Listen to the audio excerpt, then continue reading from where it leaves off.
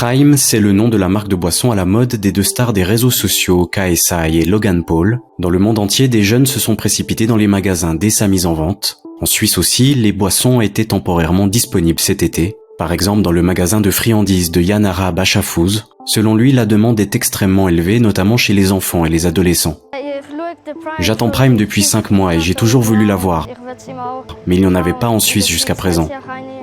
Mais maintenant, c'est là et j'en suis très heureux. Sur les réseaux sociaux, la boisson est fortement critiquée par certains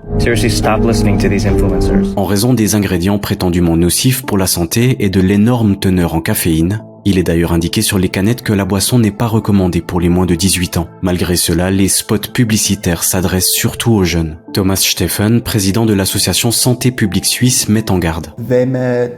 Pour la boisson énergétique, il faut dire clairement qu'elle ne convient pas aux enfants. On ne devrait pas l'acheter aux enfants. Prime contient des substances dont on sait qu'elles peuvent, en grande quantité, provoquer des problèmes dans le système nerveux.